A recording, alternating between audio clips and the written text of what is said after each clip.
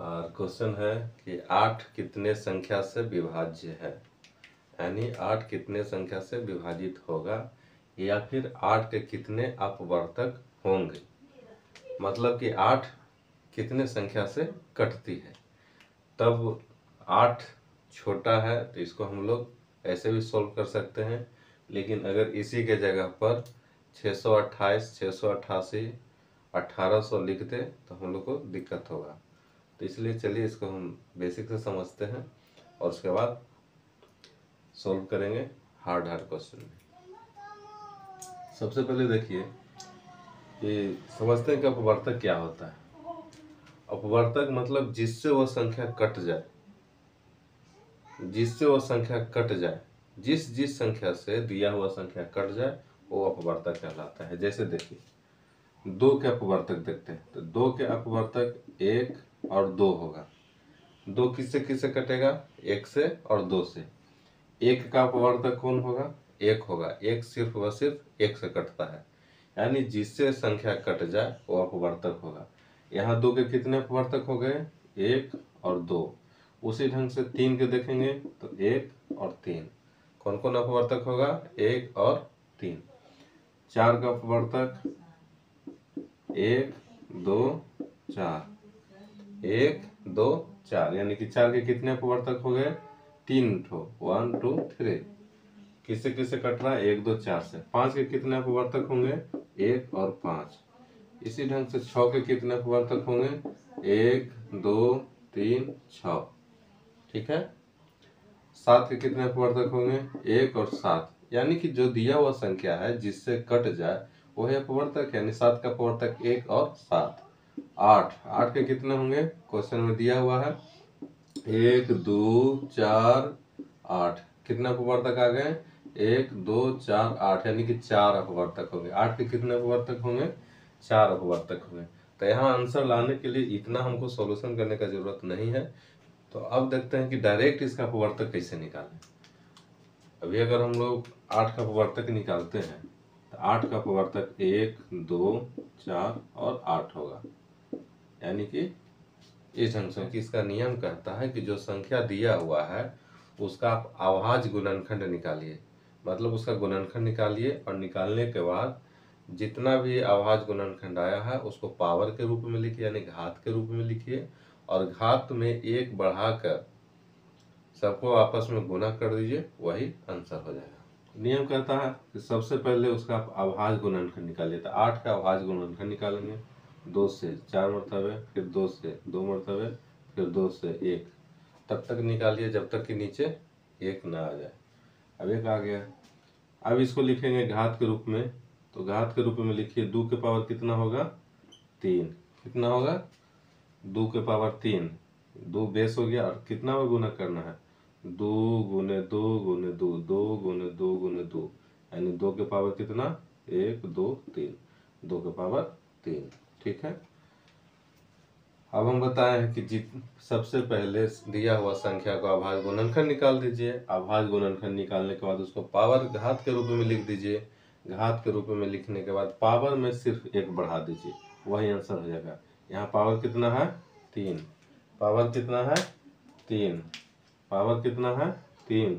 तो 3 को 1 बढ़ा के लिख दीजिए। 3 + 1 यानी 4, यानी 4। यही हो गया आंसर। आप देखिए कि 8 के कितने संख्या ऐसे विभाजित हो गया या 8 के कितने अपवर्तक होंगे, तो उसका आंसर आ गया 4। आप यहाँ भी देख सकते हैं कितना अपवर्तक है, कितना अपवर्तक है 8 के। तो यहाँ पर भी देख सकते हैं 1 2 3 4 अपवर्तक है। कितना अपवर्तक है? 4। चलिए देखते हैं एक और क्वेश्चन आगे। चलिए एक और क्वेश्चन को देखते हैं। 36। 36 के कितने अपवर्तक होंगे, यानी 36 कितने संख्याओं से कटेगा। नियमानुसार 36 का सबसे पहले अभाज्य गुणनखंड निकाल लिया। अभाज्य गुणनखंड निकालने के बाद उसको पावर में लिखिए। तो सबसे पहले अभाज्य गुणनखंड निकालते हैं। 2 से 18 मरतबे, 2 से 9 मरतबे, 3 से 3 बार में, और फिर 3 से लगा दीजिए 1 बार। नीचे 1 आ गया, अब छोड़ दीजिए। अब इसको लिखिए। अब इसको लिख सकते हैं 2 गुने 2 गुने 3 गुने 3। इसको अगर पावर के रूप में लिखेंगे तो यहाँ 2 के पावर कितना लिखाएगा? 2 के पावर 2 है। यहाँ 3 के पावर 2 है। 3 2 बार है तो 3 के पावर 2, दो दो बार है गुना में, तो 2 के पावर 2। आप कहते हैं कि जब पावर में लिख दें तो सिर्फ पावर में +1 करना है, पावर में +1 करके गुना कर दीजिए, आंसर आ जाएगा। तो पावर में +1 करते हैं तो यहाँ पावर कितना है 2, 2 + 1 गुने, यहाँ भी पावर कितना है 2, 2 + 1। अब इसको गुना कर दिए 3 × 3 = 9। यही इसका आंसर होगा। कितने अपवर्तक होंगे 36 के, तो 36 के 9 अपवर्तक होंगे। फिर से देख लीजिए कि ये क्या है, 36 के कितने संख्याओं से विभाजित हो गया, 36 के कितने अपवर्तक होंगे। तो 36 का सबसे पहले अभाज्य गुणनखंड निकालेंगे। 36 का अभाज्य गुणनखंड निकालें तो 2 2 2 2 × 2 × 3 × 3 आया। अब इसको पावर के रूप में लिखेंगे तो 2 के पावर 2 × 3 के पावर 2। अब पावर जितना भी पावर आएगा उसमें 1 बढ़ा देंगे, तो पावर में 1 बढ़ा दिए तो 2 में 1 बढ़ा दिए तो 3 हो गया। फिर यहाँ भी पावर 2 था, 3 के पावर भी 2 था। पावर हमको नीचे घात बेस से इसको कोई मतलब नहीं है, हमको बेस से कोई मतलब नहीं है, अब सिर्फ पावर से मतलब है। पावर 2 के पावर 1 बढ़ा दिए 3, फिर यहाँ भी पावर 2 था, 1 बढ़ा दिए 3, और 3 × 3 = 9, यानी कि इसका 9 अपवर्तक होंगे। यानी 36 है जो 9 संख्याओं से कटेगी। ऐसे भी देखते हैं करके 36 कितने संख्याओं से कटती है। तो चलिए देखते हैं। 36 सबसे पहले तो 1 से कटेगा, 2 से कटेगा, 3 से, 6 से, 4 से भी कटेगा। यही दिक्कत होता है, अगर इस ढंग से निकालते हैं तो एकाध वो छूट सकता है, लेकिन ऐसे जो है एकदम एक्यूरेट आंसर आएगा। 1 2 3 4 6 9 12, 12 के बाद 18, 18 के बाद अब एक ही बार 36 से, ठीक है, एक बार 36 से। अब इसको काउंट कर लीजिए कि 9 आया है कि नहीं, यानी कि 9 गो संख्या है कि नहीं। गिन के देखते हैं, 1 2 3 4 5 6 7 8 9, यानी अपवर्तक कितना है 36 का अपवर्तक। अगर ऐसे भी निकाले तो आंसर कितना आया 9, और ऐसे निकाले तो 9। यानी अगर इस ढंग से निकालेंगे तो छूटने का डर होता है कि एक आध को छूट जाएगा, आंसर गलत हो जाएगा।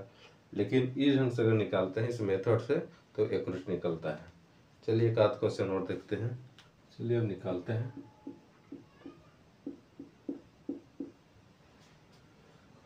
चलिए क्वेश्चन कर रहा है कि 144 के कितने अपवर्तक होंगे, या 144 जो है कितने संख्याओं से विभाजित होगा, या 144 कितने संख्याओं से कटती है। तो सबसे पहले नियम के हिसाब से चलते हैं। तो 144 का हम पहले अभाज्य गुणनखंड निकाल लेंगे। अभाज्य गुणनखंड निकालने के बाद उसको पावर में लिख देंगे, पावर के रूप में लिखेंगे। पावर के रूप में लिखने के बाद पावर में ही 1 1 बढ़ा करके आपस में गुना कर देंगे। फिर से देखते हैं 144 को। 144 है, इसको अभाज्य गुणनखंड पहले निकालेंगे। 2 से 72, 2 से 36, 2 से 18, 2 से 9, 3 से 3, 1 आ गया। बस यहाँ तक के छोड़ देंगे इसको। अब इसको लिख सकते हैं ऐसे 2 × 2 × 2 × 2, 1 2 3 4, 1 2 3 4 × 3 × 3, 1 2, यहीं तक छोड़ देंगे इसको, ठीक है।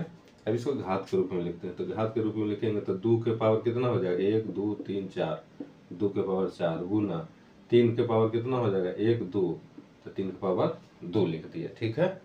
अब इसको क्या करेंगे कि जब पावर के रूप में लिख देते हैं तो पावर में 1 बढ़ा देते हैं। पावर में क्या करते हैं 1 बढ़ा देते हैं, और उसके बाद उसको गुना करते हैं। यानी पावर में 1 यहाँ बढ़ा देंगे, तो पावर में 1 बढ़ाएंगे तो कितना होगा 4 + 1 इंटू, यहाँ पावर कितना है 2, 2 + 1।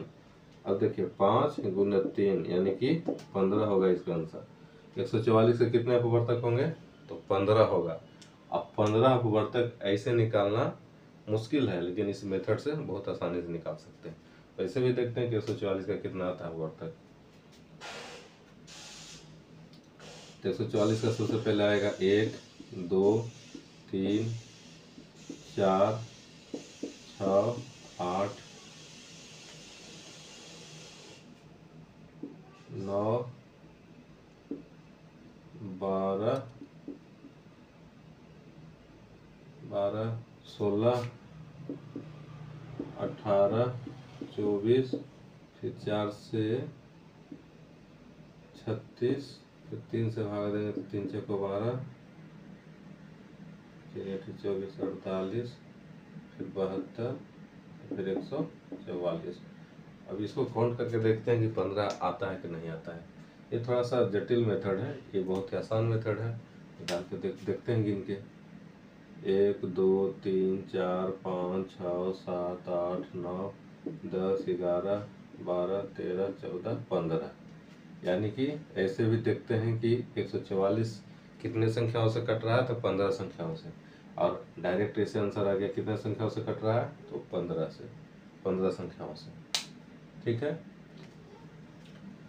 अब इसी में देखिए कभी कभी क्वेश्चन दे देगा कि एक को छोड़कर कितने संख्याओं से कटेंगे, तो जितना यहाँ आएगा उसमें से घटा देंगे। क्योंकि एक को छोड़ने बोलेगा तो एक को छोड़ देंगे, यानी कि इसका आंसर वैसे 14 हो जाता है। कभी कल बोलेगा कि एक और स्वयं को छोड़कर, मतलब कि एक और स्वयं दोनों को छोड़कर, तो ऐसे तो हम जान रहे हैं कि 15 होगा। 15 में से 2 को घटा दीजिए, एक और स्वयं छोड़ दिए, तो 13 आंसर हो जाएगा। तो कभी कभी वो सब क्वेश्चन में घुमाता है, लेकिन अगर सिंपल आता है कि कितने अपवर्तक होंगे, या कितने संख्याओं से कटेगा, या कितने संख्याओं से विभाज्य है, तो फिर आंसर आपका 15 होगा। अगर कहेगा एक छोड़ करके, तो फिर 14 हो जाएगा।